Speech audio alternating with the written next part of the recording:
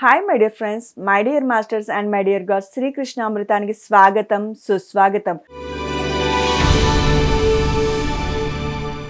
మనం ఇప్పుడు 79 ఎపిసోడ్కి అడుగు పెడుతున్నాం. మరి ఇటువంటి గొప్ప ధ్యాన జ్ఞాన మార్గాన్ని అందించినటువంటి బ్రహ్మర్షి పితామహ పత్రిజీ గారికి, పత్రి మేడం గారికి, సాధారణదేవి గారికి, భగవద్గీతకు శ్రీకృష్ణ పరమాత్మని కృతజ్ఞతలు చెప్పుకుంటూ ఒక అద్భుతమైన శ్లోకంతో మనం ప్రారంభించుకుందాం.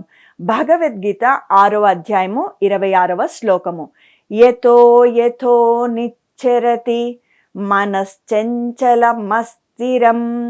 తథ తతో నియమ్యేతత్ ఆత్మన్యేవ వశం నమేత్. ఓకే, ఇప్పుడు మరి నేను పలికిస్తాను. చిన్న చిన్న పదాలతో శ్రద్ధగా పలకండి. ఏతో ఏతో నిశ్చరతి మనశ్చంచల మస్థిరం తతః తతో నియమ్యేతత్ ఆత్మన్యేవ వశం నయేత్. తాత్పర్యం ఏమనగా, చంచల స్వభావం కలిగి ఉండి మనసు ఎలా ఉంటుంది? చంచలత్వంగా ఉంటుంది. ఒకసారి ఒక పని అనుకుంటుంది, ఒకసారి ఒకటి అంటుంది. మీకు చిన్న ఎగ్జాంపుల్ చెప్తే, చిన్న పిల్లవాడిని ఏదైనా షాపుకి తీసుకువెళ్ళి నీకు ఒక 50 రూపీస్ ఇస్తున్నాను, నీకు ఏదో ఒకటి నచ్చినది కొనుక్కో అంటే ఒకసారి 5 స్టార్ అంటాడు, ఒకసారి కిట్ క్యాట్ అంటాడు, ఒకసారి డైరీ మిల్క్ అంటాడు, లేదు బిస్కెట్ ప్యాకెట్ అంటాడు, దాంట్లో మరి క్రీమ్ బిస్కెట్ అంటాడు, లేదు మరి బ్రౌన్ బిస్కెట్ ప్యాకెట్ అంటాడు. ఇవన్నీ కాదు, నాకు ఇంకేదో బొమ్మ కావాలి అంటాడు. అంటే ఒకదాని మీద ఉండదు. ఇది తీసుకున్నప్పుడు అది బాగా అనిపిస్తుంది, అది తీసుకున్నప్పుడు ఇది బాగా అనిపిస్తుంది. ఎవరో ఎంతో అరుదు దాని మీదనే స్టాండర్డ్ ఉండేవారు. ఓకే, ఎంత మాత్రము నిలకడ లేని మనసుకేమీ నిలకడనే ఉండదు. పిల్లలు, చిన్న పిల్లవాడే కాదండి, మనము చీరల షాప్ వెళ్ళామనుకోండి, శ్రీమూర్తులు మరి చెప్తారు చీరలు వేయమని. నచ్చుతుంది కదా ఏదో ఒక కలర్ శారీ, ఆ బార్డర్ నచ్చదు, బార్డర్ నచ్చితే కలర్ నచ్చదు, ఈ రెండు కలిసి ఏదైనా ఉందా అని అడుగుతారు. అది ఎక్కడ ఉంటుందండి? కలర్కి తగ్గినట్టుగానే కలర్ ఎత్తుకోవాలి, బార్డర్ తగ్గినట్టుగా బార్డర్ ఎత్తుకోవాలి. ఇన్ని చూస్తూ ఉంటారు, పక్కన వాళ్ళ సైడు మరి చూస్తారు. ఇతను చూపించేది అక్కడికి ఒక 10-20 చీరలు తీసి పక్కకు పెట్టి అందులో ఒకటి తీసుకుంటారు. ఓకే, బాగానే ఉంది. మరి పక్కన ఆవిడ ఏదో వేసుకుంటుంది, ఇటు పక్కన వాళ్ళు ఏదో వేసుకుంటారు. అంటే నీ దాని మీద ఉండదు చంచలత్వం, ఇక్కడ మరి అక్కడ. మరి జెంట్స్ కూడా వద్దాం, వాళ్ళని తక్కువ కాదు కదా, పిల్లలు, పెద్దలు, ఆడవారు, మగవారి వరకు కూడా వెళ్ళాలి కదా. చూడండి, వారు ఏదైనా ఒక బైక్ కొనడానికి వెళ్ళారనుకుందాము, ఏదో కొన్నారు, వచ్చారు, బాగా చక్కగా పూజ చేశారు, అన్నీ అయిపోయింది. మరి అంత లోపల వాళ్ళ ఫ్రెండ్ ఒక నెల తర్వాత ఒక మంచి బైక్ కొన్నాను అనుకోండి, అరే నేను అలా కొనాల్సింది, ఒక నెల ఆగి కొనాల్సింది, లేకపోతే వాడు నాకన్నా ముందు ఒక నెల కొనాల్సింది, నేను కొనేవాడిని అంటారు. అమ్మాయి పెళ్లి చూపులకు వెళ్ళారనుకోండి, ఏదో మీకు నచ్చిన అమ్మాయిని ఏదో చేసుకున్నారు, అయిపోయింది. మరి పెళ్ళి అయిపోయినాక భార్యతో అంటాడు, నీకన్నా మంచి అమ్మాయి వచ్చింది, ఆమెను చేసుకోవాల్సింది, లేకపోతే ఈమెను చేసుకోవాల్సింది, మా బంధువుల అమ్మాయిని చేసుకోవాల్సింది. ఎప్పుడు చూసినా ఏది పొందింటామో దాంతో తృప్తి పడదు మనసు. ఇలా ఎప్పుడు చూసినా పక్కదానితో మనము ఫిర్యాదులు చేస్తూ ఉంటాము, దానికన్నా దీనికన్నా చంచలత్వంతో ఉంటుంది. ఇది ఉంటే అది బాగా అనిపిస్తుంది, అది ఉంటే ఇది బాగా అనిపిస్తుంది. ఎస్పెషల్లీ విద్యార్థులు, ఇది చాలా ముఖ్యమైన విషయం. ఎంపీసీ తీసుకోవాలన్నా, బైపీసీ తీసుకోవాలన్నా, సిఈసీ తీసుకోవాలన్నా, హెచ్ఈసీ తీసుకోవాలన్నా, ఇప్పుడు ఇంకా ఎన్ని మారిపోయినాయో నాకు తెలియదు. ఓకే, ఎంఈసీ తీసుకోవాలన్నా, మేము చదివేటప్పుడు ఈ గ్రూప్సే ఉండేది. ఇప్పుడు ఇవన్నీ సిఈసీలు, హెచ్ఈసీలు, ఎంఈసీలు వెళ్ళిపోయినాయి అని తెలుసుకున్నాను నేను ఈ మధ్యకాలంలో. ఓన్లీ ఎంపీసీ బైపీసీ మీద పడినారనేసి. మరి ఈ మధ్యకాలంలోనే ఒక రీల్ చూశాను, విదేశాలలో పెద్ద పెద్ద కంపెనీలలో ఈ సాఫ్ట్వేర్ వాళ్ళు లక్షల కొద్దీ ఉన్నారంట. కనీసం ఒక 5,000 పోస్టులు ఖాళీ ఉన్నాయంట. ప్లంబరు, ఎలక్ట్రీషియన్, ఈ వర్క్స్కి వాళ్ళకు సంవత్సరానికి ₹1,00,00,000 చెల్లిస్తున్నారంట. ఎవరు తక్కువగా ఉన్నారు? ఏఐ వచ్చేసి 50,000 మంది పనిచేసే పని ఒకరే చేసేస్తుంది. మరి ఎవరికి ఉద్యోగాలు ఉన్నాయంటే ఇప్పుడు ఈ ప్లంబర్ చేసే పని, ఎలక్ట్రీషియన్ చేసే పని, ఈ హార్డ్ వర్క్ చేసే వాళ్ళది ఎక్కువ మంది అవసరం పడుతున్నారంట. ఇప్పుడు చెప్పండి, ఏది మంచిది, ఏది? అందుకోసమనే భగవంతుడు అన్ని రకాల వ్యక్తుల్ని, అన్ని రకాల సమాజాలని, అన్ని అవసరాలకు తగ్గట్టుగా పెడతాడు. అందరు కలెక్టర్లు, అందరు డాక్టర్లు, అందరు ఇంజనీర్లు అయితే రైతు ఎక్కడికి పోవాలి? మనకు అన్నం కావాలంటే రైతు ఉండాలన్నా వద్దా? మన ఇంట్లో ట్యాపులు బాగా పనిచేయాలి, ఎలక్ట్రిసిటీ బాగుండాలి, ఏమైనా రిపేర్ వస్తే ఫ్రిడ్జ్, టీవీ రిపేర్ చేయాలి, ఒక దుకాణాలు ఉండాలి, బట్టల దుకాణాలు ఉండాలి, స్కూల్ ఉండాలి పిల్లల్ని చదివించడానికి, హాస్పిటల్ ఉండాలి డాక్టర్లు చూపించుకోవడానికి, అవన్నీ కట్టాలంటే మేస్త్రీలు ఉండాలి. ఇంత సృష్టి ఆయన ఎంత ఆలోచించి చేయాలి. మనం పుట్టినప్పటి నుంచి మన పిల్లవాడిని, నాయన నేను మేస్త్రి పని చేసి ఏం సంపాదించినాను, నువ్వు వెళ్ళు, నేను రైతుగా ఏం సంపాదిస్తున్నాను, ఇంజనీర్గా అంటున్నారు. ఆ ఇంజనీర్లు అయిన వాళ్ళు అటు బతకలేక ఇటు బతకలేక ఎంత బాధపడుతున్నారు.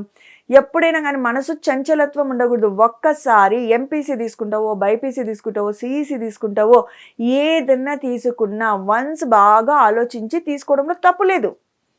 వన్స్ ఒక్కసారి డెసిషన్ తీసుకున్నాక దాని మీదనే ఏకాగ్రత పెడితే నువ్వు ఏది తీసుకున్నా బాగా సక్సెస్ అవుతావు, మంచి పీక్స్కి వెళ్తావు. నేను ఆ బిడ్డకు అదే చెప్తాను. ఏది నువ్వు ఒక యూటర్న్ తిరుగుతుంది నీ జీవితం అన్నప్పుడు 100 సార్లు ఆలోచించు. అందరినీ కనుక్కో, యూట్యూబ్లో సెర్చ్ చేయి, మీ గురువుల దగ్గరికి వెళ్ళి అడుగు, నీ తండ్రితో డిస్కస్ చేయి, నీకు తెలిసిన స్నేహితులతో డిస్కస్ చేయి, నీ సీనియర్స్తో డిస్కస్ చేయి. వన్స్ ఒకసారి డెసిషన్ తీసుకున్నాక నువ్వు దాని మీదనే ఫోకస్ చేయాలి. చాలాసార్లు వింటుంటాను నేను మా బాబు దగ్గర నుంచి, ఆ అబ్బాయి చదువుతున్నాడు ఎంబీబీఎస్, ఊరికైనా చేసుకుని ఎవరికి చెప్పకూడదు భవిష్యత్తులో ఎంబీబీఎస్ చదవమని అంటాడు. మరి ఎప్పుడు ఆ ఎగ్జామ్స్ అంతా అయిపోయి అంత స్ట్రెస్ అంతా తగ్గిపోయినాక ఇప్పుడు చెప్తామంటే లేదు లేదు అంటాడు. అంటే అర్థమేమి, కష్టం ఉన్నప్పుడు ఏమనిపిస్తుంది, ఎందుకు తీసుకున్నాను ఈ డిగ్రీ అనిపిస్తుంది. నా ఫ్రెండ్ కూతురు ఇంజనీరింగ్ తీసుకెళ్ళింది. ఆ అమ్మాయిని అడిగాను, ఎలాగుంది, హాయిగా సాఫీగా సాగుతుందంటే, అయ్యో ఆంటీ 12 గంటలు కాదు 18 గంటలు సరిపోకుందా ఆంటీ, ఎంత కష్టపడినా అయిపోకుందా ఆంటీ సబ్జెక్టు.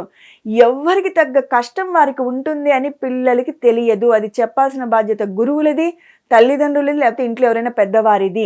ఈ మనసు అనేది అంత చంచలత్వంగా ఉంటుంది. అప్పుడు వారికి జ్ఞానం తెలిస్తే వారు చేసే పని మీద వాళ్ళు శ్రద్ధ పెడతారు. అలా ధ్యానమైన, పూజ అయినా, స్తోత్రమైన, నామజపమైన, పూజలు చేస్తుంటే స్తోత్రం గొప్పది అంటారు, స్తోత్రం జపిస్తుంటే జపం గొప్పది అంటారు, జపం చేస్తుంటే ధ్యానం గొప్పది అంటారు. ఏది చేసినా నీకు నిబద్ధత ఉండాలా, శ్రద్ధ ఉండాలా, భగవంతుని మీద నీకు ఏమన్నా భక్తి ఉండాలి. ఎలా ఉండాలి, అకుంఠిత దీక్ష ఉండాలి. ఏదో చేస్తున్నానంటే చేస్తున్నాను, మొక్కుబడికే చేయరాదు. నేను పూజ చేస్తున్నాను, నాకేం ఫలితం లేదు, మారిపోతానని పోతున్నాం. దీన్నే మనసు చంచలత్వం అంటారు. ఎంత మాత్రం నిలకడగా లేని మనసు కోతితో పోలిస్తారు. ఒక కథ చెప్పుకుందాం ఇక్కడ. పరిపూర్ణానంద స్వామి ఒకరోజు ఒక సంస్థకు విచ్చేపి అందరూ ఇన్వైట్ చేశారు. గురుగారు రండి మా యోగా సెంటర్కి, అందరు బాగా యోగా చేస్తారు, ఆ యోగా అంతా అయిపోయినాక మేము రోజు ఒక అరగంట ధ్యానం చేస్తామండి అని అన్నారు. అవునా, ధ్యానం చేస్తారా, చాలా మంచి వార్త చెప్పావయ్యా అని పరిపూర్ణానంద స్వామి చాలా సరదాగా మాట్లాడతాడు అందరితో కూడా. అందుకని చిన్న పిల్లలు అంటే కాలేజ్ చదివే పిల్లలు కూడా ఆయన భగవద్గీత చదవడానికి గరికపాటివి కానీ పరిపూర్ణానంద స్వామి కానీ ఇంకొద్దిగా ఎక్కువ ఇష్టపడతారు. ఏమంటే ప్రాపంచికతను కలిపి చెబుతాడు. ఎవరికి ఏమి ఎలా చెప్పాలనో ఆ మహానుభావులకు బాగా తెలుసు. ఎవరికి ఎలా కీ ఇవ్వాలనో, ఎవరిని ఎలా సెట్ చేయాలనో వాళ్ళకి ఎన్నో ప్రపంచంలో అందరినీ చూసి చూసి చూసి వాళ్ళకి మంచి జ్ఞానం ఉందన్నమాట. పరిపూర్ణానంద స్వామి ధ్యానం చేస్తున్నంటే నేను ఖచ్చితంగా వస్తాను అన్నాడు. సరే మీరు ఆసనాలు వేసుకోండి, నేను మీ ధ్యానం చేసే సమయానికి వస్తాను అన్నారు. అలానే వాళ్ళ ఆసనాలన్నీ కంప్లీట్ అయ్యే టయానికి పరిపూర్ణానంద స్వామి గారు వాళ్ళ యోగా సెంటర్కి వెళ్ళారు. గురుగారు మేము రోజు అరగంట చేస్తాము అని అంటే, సరే ఈరోజు గంట చేద్దాము అన్నారంట. రెడీ అండి అందరు అన్నారు. ఆ యోగా సెంటర్లో ఉన్న వాళ్ళందరూ అన్నారు. సరే ఏమన్నారంటే, గురుగారు ఒక చిన్న మీకు విన్నపము, మీరు ధ్యానం చేసేటప్పుడు ఒక కోతిని మాత్రం ఆలోచించొద్దండి, మీరు ఎట్టి పరిస్థితుల్లో కోతి గురించి ఆలోచించొద్దండి అని అన్నానంట. సర్లేండి గురువుగారు ఏముందిలేండి అది అని అందరు ధ్యానం కూర్చున్నారు. 10 నిమిషాలు, 20 నిమిషాలు, 40 నిమిషాలు, 60 నిమిషాలు ఎట్టకేలకు అయింది. మరి అందరు కళ్ళు తెరిచి చూడమన్నారు. అదే మనకు చెప్పినట్లనే ఓకే చేశారు. ఓకే చేశాక ఎలాగుంది అంటే, గురువుగారు మీరేమనుకోవద్దండి మేము ఇలా అంటున్నాం అనేసి, మేము మామూలు ఇప్పుడు బాగానే ధ్యానం చేశామండి, మీరు వచ్చి ఎప్పుడైతే కోతి గురించి మాత్రం ఆలోచించొద్దండి అన్నారా. రకరకాల కోతులు, నల్లవి, తెల్లవి, ఎర్రవి, పెద్ద పెద్ద తోకవి, చెట్టు మీదివి, ఈ చెట్టు మీద నుంచి ఆ చెట్టు మీదకి, ఆ చెట్టు మీద నుంచి ఈ చెట్టు మీదకి, లాస్ట్న భార్య ముఖం కూడా కోతిలాగా కనిపించింది అని అందులో నుంచి ఒక అతను ధైర్యం చేసి చెప్పినాడు. దీన్ని బట్టి అర్థమేమైంది, మనసు ఏది వద్దు అంటే అది ఎక్కువగా చేస్తుంది. దానికి ఉండే గుణమే చంచలత్వంతో ఉండేది. వద్దు అన్నా నేను ఇంకెక్కువ చేస్తాను అనేటటువంటిది. ఓకే, ఎక్కడెక్కడ సంచరిస్తుంటే అక్కడక్కడ నుంచి దానిని మరలించి ఆత్మలోనే నిలిచేటట్లు చేయాలి. అందుకని గురువుగారు ఏం చేశారు, బ్రహ్మర్షి పితామహ పత్రిజీ శ్వాసం మీద ధ్యాస. మనసు చంచలత్వంతో ఎక్కడికంటే అక్కడ తిరుగుతుంటే దాన్ని తీసుకొచ్చి శ్వాస మీద కూర్చోపెట్టు. కూర్చోబెట్టు కూర్చోబెట్టు కూర్చోబెట్టు, కట్ చేయి ఆలోచనలను, మరి శ్వాసను గమనించు.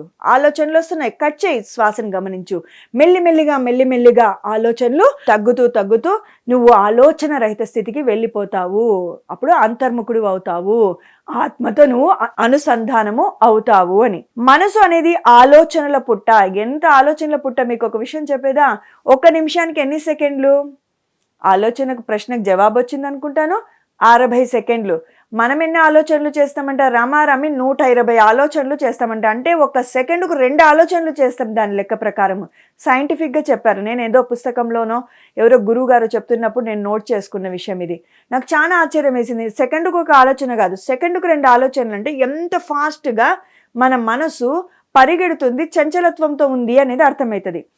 చంచలత్వం దాని యొక్క మౌలిక స్వభావం. చంచలత్వమే దాని యొక్క మౌలిక స్వభావం. ఒకసారి మనసుకు నేను ప్రశ్నించాను గురువుగారితో విని విని విని, ఓహో అన్నిటికీ మూలం ఈ మనసు.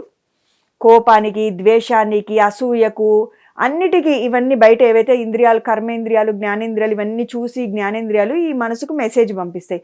ఈ మనసు చంచలత్వం చేసి ఇంద్రియాలు మరి ప్రకోపింపచేసి అప్పుడు కర్మేంద్రియాలు చేయడం, కర్మను మొదలు పెడతాయి. జ్ఞానేంద్రియాలు జ్ఞానం ఇస్తాయి. మనసు దాని ఆలోచనలతో వీళ్ళని రెచ్చగొడితే నెక్స్ట్ పార్టీ ఒక పార్టీ ఉంటుంది, థర్డ్ పార్టీ. ఆ థర్డ్ పార్టీ ఏది? కర్మేంద్రియాలు. ఈ చేతులు, కాళ్ళు, నోరు పని చేయడం మొదలు పెడుతుంది పొందడం కోసం. మనసా నువ్వు సైలెంట్గా ఉంటే మాకు ఈ జన్మ ఆఖరి జన్మ అవుతుందబ్బా, ప్రశాంతంగా ఉంటాం కదా మేము జీవితంలో. గురువుగారేమో మనసుని శూన్యం చేసుకో అంటున్నారు. నీవేమో మనసు 1 నిమిషం కూడా గమ్మునుండవు, ధ్యానంలో కూడా ఉండవు, నువ్వు సైలెంట్గా ఉంటే అయిపోతుంది కదబ్బా అని నేను ప్రశ్నించుకున్నప్పుడు నా మనసు చాలా తమాషాగా సమాధానం ఇచ్చింది. నా పని నేను పర్ఫెక్ట్గా చేస్తున్నాను. నా పని, నాకు భగవంతుడు ఇచ్చిన పని మిమ్మల్ని డిస్టర్బ్ చేయడమే నా పని. నా పని నేను పర్ఫెక్ట్గా చేస్తున్నాను. నువ్వేదో గురువు దగ్గర నుంచి జ్ఞానం పొందావు కదా, నీకు ధైర్యం ఉంటే, నీకు దమ్ము ఉంటే అన్నట్టుగా మాట్లాడింది. నేను మరి ఆ మాట అనడం ఎందుకని చెప్పడం లేదు. నీకు కానీ సత్తువ ఉంటే, నీకు కానీ టాలెంట్ ఉంటే, నీ గురువుగారు చెప్పిన మాట నువ్వు ఆచరించు, నేనేమో నిన్ను డిస్టర్బ్ చేస్తాను, నువ్వు నా డిస్టర్బ్లో పడిపోవద్దు అనింది. నిజమే కదా అనిపించింది. అందుకనే గురువు మనల్ని శ్వాస మీద ధ్యాస పెట్టమన్నాడు. మనసుతో మనకు వద్దు, మనసు నువ్వు వద్దు అంటే నేను ఇంకా ఎక్కువ చేస్తాను ఉంటుంది, దాన్ని అలా పెట్టాలి. పిల్లల్ని చూడండి, ఏడవద్దు అంటే ఇంకా కింద మీద పడి గిలగిలా కొట్టుకుంటారు. వాని మానాన్ని వాని వదలండి, అరగంట ఏడుస్తాడు, గంట ఏడుస్తాడు, గంటన్నర చూడండి గమ్మున పడి ఉంటాడు. దాని అర్థమేమి? మనం అయ్యయ్యో కింద పడే లోపల నన్న బుజ్జి అన్నామా, ఇంకా వాడు ఇంకా ఆడింది ఆట, పాడింది పాట. అలా వాళ్ళు అసలు ఏం పట్టించుకోవద్దండి. ఇది పరిపూర్ణానంద స్వామి భగవద్గీత చెప్పేటప్పుడు మీరు పట్టించుకోవద్దండి. పట్టించుకోకపోతే వాడు ఏమైపోతాడో పిల్లవాడు, అరగంట ఏడుస్తాడు, 3/4 గంట ఏడుస్తాడు, గంట ఏడుస్తాడు, వాడి గొంతును వస్తుంది, గొంతు ఆరిపోతుంది. ఇంకా వీళ్ళు ఎట్టకేలకు నన్ను పట్టించుకోరులే నానమ్మ అయ్యో అంటుంటుంది. వాళ్ళ కోడలు గారు అంటారు, అత్తగారు మీరు దయచేసి పిల్లోని మీరు పాడు చేయొద్దండి అంటది. అలా మనము గమనించుకోవాలి. ఓకే, చంచలత్వం దాని యొక్క మౌలిక స్వభావం. ఎంతసేపు ఇంద్రియ విషయాల సుఖాల మీదకి ఎలా ఉంటుంది? ఆహా, ఒక ఏసీ కొంటే బాగుంటుంది కదా, బంగారు ఆభరణాలు కొంటే బాగుంటుంది కదా, ఒక కారు కొనుక్కుందామా, ఒక బంగ్లా కొనుక్కుందామా, ఈడ ఉద్యోగం బదులు అమెరికాలో వెళ్ళి ఉద్యోగం చేస్తామా, అలా ఎంతసేపు ఇంద్రియ విషయాల మీద సుఖాల మీదకి పోతుంది. ఎందుకంటే ఈడ ఉద్యోగం 50,000, ఆడిపోతే 1,00,000 అంటే 10 లక్షలు ఉంటుంది. ఫర్ సపోజ్ 10 టైమ్స్ ఎక్కువగా ఉంటుంది కదా. అక్కడ ఉద్యోగం తీసేస్తే అప్పుడు తెలుస్తుంది మనకు అనమాట. ఇప్పుడు అందరు లబో దిబో కొట్టుకుంటున్నారు. మీరు ఏదో ప్రశాంతంగా మీ కుటుంబ సభ్యులతో ఉన్నారు, పోనీ బెంగళూరులోనో హైదరాబాద్లో చేస్తున్న దసరాకు పోతారు, ఉగాదికి పోతారు. మేము ఏ 3 ఏళ్ళకో 5 ఏళ్ళకో రావాలి, వస్తామన్న వద్దులేనైనా 1,00,000 2 లక్షలు ఏదో పంపి మేము డాక్టర్కి చూపించుకుంటాము అని అంటున్నారు అని బాధపడుతున్నారు. మనము అది ఎంతసేపు ఇంద్రియ విషయాల సుఖాల మీదికి ఏది ఉందో దాన్ని తృప్తి పడక లేని వాటికి కోరుతూ ఉంటుంది. గత స్మృతులలోకి ఇది ఇంకా డేంజర్. చెప్పుకున్నాం కదా, పెళ్ళైపోయింటది, సుఖంగా సంసారం చేస్తుంటారు. నేను నిన్న అనవసరంగా చేసుకున్నాను ఈ అమ్మాయి అంటది, నిన్న అనవసరంగా చేసుకున్న అబ్బాయి అంటాడు. అయిపోయింది కదా. ఇంకా ఆత్మజ్ఞానం ఉన్నవాడైతే అసలు ఆ మాట్లాడాడు. ఎందుకు? నేనే నిర్ణయించుకొని వచ్చాను, నాయనా నువ్వు నా భర్తగా రా, అమ్మ బంగారు నువ్వు నా భార్యగా రా అని నిర్ణయించుకొచ్చి ఇక్కడ వచ్చి మనము తిక్క పంచాయతీలన్నీ అమాయకపు పంచాయతీలో, వృధా అయిన పంచాయతీలో చేస్తున్నామని చెప్పుకోవచ్చు. అందుకని ఆత్మజ్ఞానం ఉంటే అనవసరమైన మాటలు ఉండవు అనడానికి ఇవే ఉదాహరణలు. ఎక్కడికో పరుగులు తీస్తూనే ఉంటుంది. ఎక్కడికెక్కడికో అంటే గత స్మృతులలోకో, లేకపోతే రకరకాల సుఖాల కోసం, భోగాల కోసము, పదవుల కోసము, అలా అనమాట. అటువంటి దానిని ఆత్మలో స్థితమయ్యేటట్లు చేయాలి. మరి మనసును ఎక్కడెక్కడి నుంచో అంటే గత స్మృతుల్లో నుంచి ఈ యొక్క భోగాల నుంచి తీసుకొచ్చి మనసును స్థితం అవ్వడం, ఆలోచన రహిత స్థితికి తీసుకొని రావడం. చూడండి, అటువంటి దానిని ఆత్మలో స్థితమయ్యేటట్లు చేయాలంటే ఉన్న ఒక్క ఉపాయం, గొప్ప ఉపాయం శ్వాస మీద ధ్యాస. There is no option. ఏమండి, నాకు గత స్మృతులు వద్దన్న, ఎవరో ఎప్పుడో మోసం చేసినవి, మాకు అన్యాయం చేసినవి, మా మామగారు ఆస్తి పోగొట్టినది, మా మేనమామ మాకు మోసం చేసినవి అయిపోయినాయండి, 20 ఏళ్ళైంది, అవే గుర్తుకొస్తున్నాయి అంటారు. ఓకే, మరి ఈ భోగాల పట్ల నాకేదో ఉందండి, దాంతో అడ్జస్ట్ అవ్వను, అది ఉంటే బాగుంటుంది, ఇది ఉంటుంది బాగుంటుందని అంటాను. ఇవన్నిటిని కట్టడి చేయాలంటే ఏం చేయాలండి బాబు అంటే శ్వాస మీద ధ్యాస పెడితే మెల్లిమెల్లిగా నీకు ఈ ప్రాపంచికత ఉన్నటువన్నీ కట్ అయిపోతూ వస్తాయి. భౌతికత్వం నుంచి బయటపడుతూ ఆధ్యాత్మికతలో అడుగు పెట్టావంటే ఇవన్నీ నీకు తెలుస్తాయి. ఈ ప్రాపంచికత అంతా అశాశ్వతము, అంటే భోగాల శాశ్వతం, గత స్మృతులు నీ కర్మను బట్టే నీ జీవితంలో ఎవరైనా నష్టపరిచినా బాగు చేసినని అర్థం చేసుకున్నప్పుడు ఎవరి మీద పగ ప్రతీకారాలు ఉండవు. ఇవన్నీ అశాశ్వతాలను తెలుసుకున్నప్పుడు వాటి కోసము అవి పొందాలా అని నీకు మమకారము ఉండదు, ఆశ ఉండదు, నిరాశ ఉండదు. మనలో జరుగుతున్న శ్వాసను గమనిస్తూ ఉండాలి. కేవలం శ్వాసను మాత్రమే గమనిస్తూ ఉండాలి. శ్వాసను మాత్రమే గమనిస్తున్నారు. కొంతమంది హార్ట్ బీట్ని గమనించమంటారు, కొంతమంది ఒక డాట్ పెట్టి ఆ డాట్ని గమనించమంటారు. రకరకాల ధ్యానాలు ఉన్నాయి. ఉత్తమోత్తమైన ధ్యానము, సింపుల్గా ఉండే ధ్యానము, సహజ సిద్ధంగా వస్తున్న ఉచ్ఛ్వాస నిశ్వాసని గమనించడమే. లేదండి మాకు ఇంకా బాగా చేయగలుగుతామంటే వెళ్ళండి, చెయ్యండి, దెర్ ఈజ్ నో ప్రాబ్లం. మార్గాలు అనేకం, గమ్యము ఒకటే అని గురువులు చెబుతారు. ఇదే చెయ్యి, ఇలానే ఉండని ఎక్కడ చెప్పలేదు. 108 మార్గాలు ఉన్నాయంట, ముక్త మార్గాలు. ముక్తి పొందడానికి పార్వతీదేవి పరమేశ్వరుని అడిగితే శివపురాణంలో 108 మార్గాలు చెప్పారు. మనం ఇదొక్క మార్గాన్ని పట్టుకోవాల్సిన అవసరం లేదు. మనకు పిఎస్ఎస్ఎం మూమెంట్లో శ్వాస మీద ధ్యాస చాలా సులువైనది, రూపాయి ఖర్చు లేనిది. అందుకోసం మనం ఇక్కడ ఉన్నాం. మిగతా వాళ్ళు కూడా అందరూ నచ్చితే ఉండొచ్చు, లేదంటే మీకు నచ్చిన ధ్యానాలు చేయొచ్చు అని చెప్పేవారు పత్రి సారు. కేవలం శ్వాసను మాత్రమే గమనిస్తూ ఉండాలి. అయితే మనసు శ్వాసను గమనించడం మానేసి దాని సహజ అలవాటు ప్రకారం ఎక్కడికో ఏదో ఆలోచనలకు వెళ్ళిపోతూనే ఉంటుంది. దాని సహజత్వం అది. పిల్లవాడు, చిన్నవాడు, బుజ్జివాడు 3 ఏళ్ళు 5 ఏళ్ళు ఉంటాయి, ఎవరైనా కూర్చోరా అంటే నర్సరీలో ఎవరంటే పెద్ద ఓపిక ఉన్న టీచరు నర్సరీ టీచర్ అని చెప్పొచ్చు. ఆమెకు ఒక్కడు కాదు, ఇంతమందిని కంట్రోల్ చేయాలి. అలా మన మనసు కూడా ఉండన్న చోట ఉండదు. నువ్వు ఒక అరగంట నీ స్కూల్ అయిపోయిందో ఇక్కడనే ఉండాలిరా బాబు అంటే ఉండదు. మరి అలాంటి మనసు అనమాట చంచలత్వంతో ఉంటుంది. ఎక్కడ కూర్చోదు, కొద్దిసేపు ఇక్కడ కూర్చుంటాడు, కొద్దిసేపు అక్కడ కూర్చుంటాడు, కొద్దిసేపు ఇంకెక్కడో కూర్చుంటాడు. ఎప్పుడు వాడు బుద్ధిమంతుడు అవుతాడు? 5th క్లాస్కి వచ్చే లోపల ఇంకొద్దిగా మనసు అక్కడ ఇక్కడ ఊగుతుంటుంది. 5th క్లాస్లో కూడా నా ఫ్రెండ్ ఆడున్నాడు, నా ఫ్రెండ్ ఈడున్నాడు అనేసి. నువ్వు 10th వచ్చే లోపల కొద్దిగా మెచ్యూరిటీ వస్తుంది. ఇంటర్ డిగ్రీకి వచ్చే లోపల కంప్లీట్ మెచ్యూరిటీ వస్తుంది. హాయిగా ఎక్కడున్నాడో అక్కడ శ్రద్ధ పెట్టి వింటాడు. నా ఫ్రెండ్ ఎక్కడి పోడు, నేను వినాల్సింది నా గురువు చెప్పే జ్ఞానాన్ని నేను శ్రద్ధగా వినాలి అని అనుకుంటాడు. ఓకే, అయితే వెంటనే దాన్ని అక్కడి నుంచి వెనకకు తీసుకురావాలి. ఎక్కడికెక్కడికో వెళ్ళింది కదా, ఆలోచనల రూపంలో వెళ్ళిపోతూనే ఉంటుంది అని తెలుసుకున్నాం కదా. మరి ఏం చేయాలంట? వెంటనే దాన్ని అక్కడి నుంచి వెంటనే వెనకకు తీసుకురావాలి. వెనకకు అంటే శ్వాస మీద ధ్యాసకు తీసుకురావాలి. మళ్ళీ శ్వాసను గమనింప చేయాలి. మనసు ఎన్నిసార్లు ఎక్కడికెక్కడికి పోతున్నా అన్నిసార్లు అక్కడక్కడి నుంచి తీసుకువచ్చి శ్వాసనే గమనించేటట్లు చేయాలి. పత్రిసార్ అనేవాడు ఎన్నిసార్లు కూర్చుని ఆలోచనలు వస్తున్నాయి గురువుగారు అంటే కట్ చేయడము, శ్వాసను గమనించడము. మనసు ఎక్కడికెక్కడికి పోయినా అన్నిసార్లు మనసును తీసుకొచ్చి శ్వాస మీద కూర్చోబెట్టాలి. దీనికి టెక్నిక్ ఎలా మేడం అని అంటే, మనసుని ఆలోచించొద్దు అంటే ఇంకా ఎక్కువగా అతి చేస్తుంది అని అనుకున్నాం కదా. ఒక స్నేహితుడు వచ్చాడు అనుకోండి ఇంటికి, మనం బయటికి పోదాంరా అంటే సరే వస్తాను అన్నాడు అనుకో, సరే ఎప్పుడు వస్తావు అంటాడు. అందుకని మనం ఏం చేస్తాము, 4 గంటలకు వెళ్దాము అని చెప్తాం. వాడు అప్పుడు 4 వరకు మనం డిస్టర్బ్ చేయడు. అలానే మన మనసు ఆలోచించొద్దు అంటే బలవంతంగా ఆపితే అది వినదు. అందుకని ఏం చేయాలి, నేను గంట సేపు ధ్యానం చేస్తా, తర్వాత నువ్వు ఏది చెప్తే అది వింటా అని చెప్పు అని ఒక గ్రేట్ పిరమిడ్ మాస్టర్ చెప్పారు. నాకు చాలా సరదాగా అనిపించింది. అరే అట్లా చెప్తే ఆగుతుందా అని. చెప్పడం నేను రానురా అన్నాడు అనుకో స్నేహితుడు, నేను రాను అన్నాడు అనుకో, వాళ్ళ అమ్మని అడుగుతాడు, వాళ్ళ నాన్న అడుగుతాడు, పంపియండి అని అడుగుతాడు. లేదా పెళ్ళయిందనుకో, వదిన అన్నయ్యని పంపియ్యి, మేము బయటికి వెళ్ళాలి అంటాడు. ఈ బాధ తట్టుకోలేక ఆ వదిన ఏం చేస్తుంది, పోరా బాబు నువ్వు బయటికి పో, వాడిని నా తలకాయ తింటున్నాడు అంటది.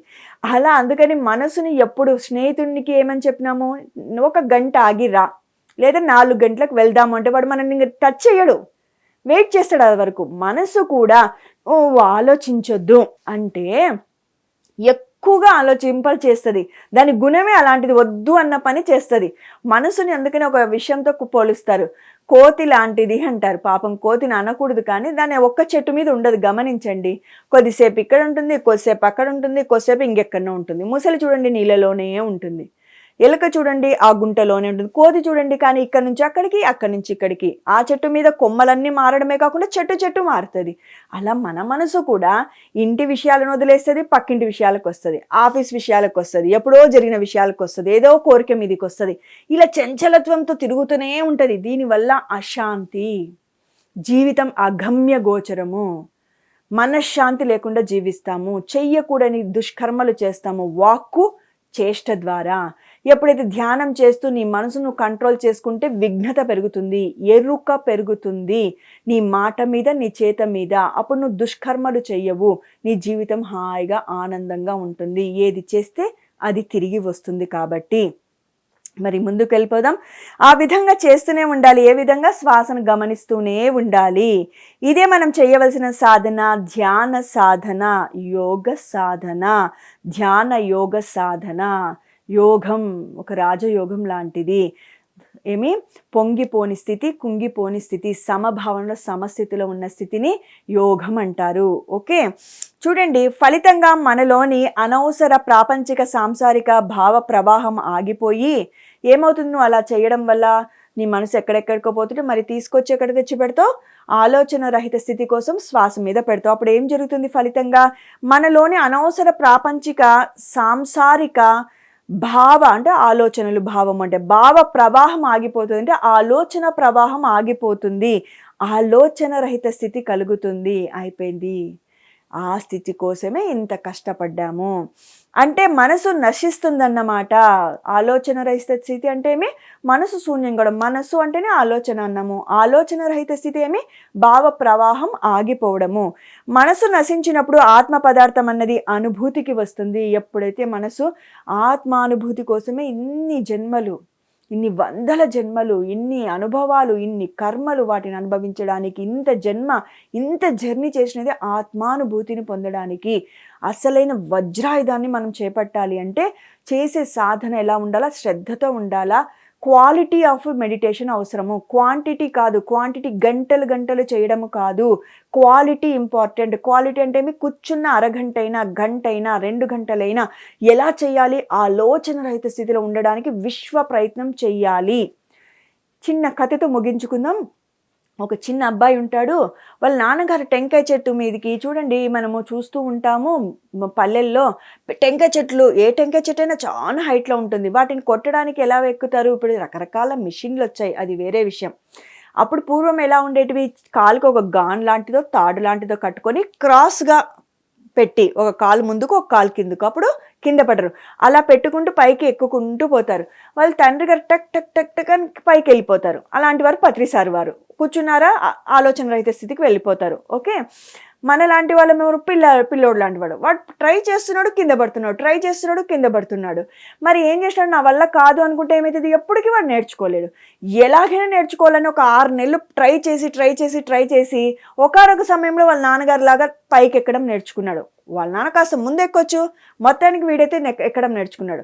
ఇంకొక 6 నెలలకు ఏమైపోయింది? వాళ్ళ నాన్నగారి లాగా ఎక్కడం నేర్చుకున్నాడు. ఇంకొక సంవత్సరానికి ఏమైపోయింది? వాళ్ళ నాన్నగారి కన్నా బాగా ఎక్కడం నేర్చుకున్నాడు. దీన్ని బట్టి ఏమైపోయింది? సాధన ఇంపార్టెంట్. అలానే మనకు కూడా ఆలోచనలు వస్తూ ఉంటాయి. కట్ చేస్తూ శ్రద్ధ పెట్టామంటే ఖచ్చితంగా ఆలోచన రహిత స్థితి జరుగుతుంది, ఆత్మానుభూతి కలుగుతుంది. అది ఈ జన్మలోనా మరు జన్మలోనా అనేది మనము చేసే సాధనని బట్టి ఉంటుంది, శ్రద్ధని బట్టి ఉంటుంది. శ్రద్ధవాన్ లభతే జ్ఞానం అన్నాడు. శ్రద్ధ ఉన్నవాడికి ఖచ్చితంగా జ్ఞానము లభించి తీరుతుంది.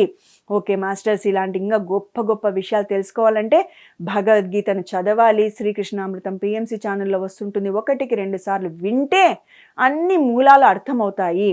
పేపర్ పెన్ పెట్టుకొని రాసుకోవాలి. అర్థం కానివి సీనియర్స్ మాస్టర్స్తో డిస్కస్ చేయండి. వీలైతే కామెంట్స్ పెట్టండి. ఇది మాస్టర్స్ మనం జర్నీ ఇలా ఉంటే ఆనందంగా హాయిగా ఉంటాం. ఇలాంటి విషయాలు ఇంకా ముందు ముందు తెలుసుకుందాం. అంతవరకు సెలవు. Okay my dear friends, my dear masters and my dear God's. మరొక అద్భుతమైన శ్లోకంతో మీ ముందుంటాము. అంతవరకు సెలవు. ఈ అవకాశం ఇచ్చినటువంటి పిఎంసి ఛానల్ వారికి, బ్రహ్మర్షి పితామహ పత్రిజీ సారికి కృతజ్ఞతలు చెప్పుకుంటున్నాను.